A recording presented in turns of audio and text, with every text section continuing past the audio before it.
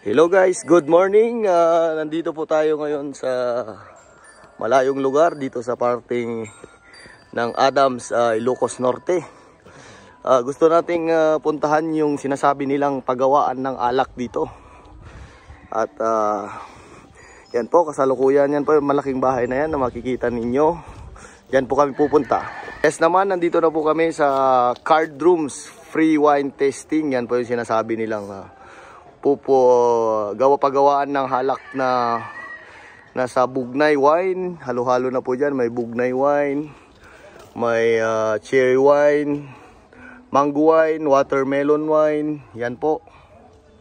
Bukan naman natin pasukin guys yung pagawaan ng alak at bilihan dito sa Adams, Ilocos Norte. Nandito na po, papunta na po kami sa pagawaan ng alak at tara, pasukan po natin. Makikita nyo po yung mga nakahilirang mga alak dyan. Yan po yung product made by Adams.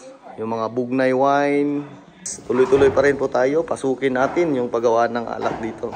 Makikita nyo na po dito yung klase-klaseng alak. Yan. May mga maliliit, may mga malalaki. Yan po, talagang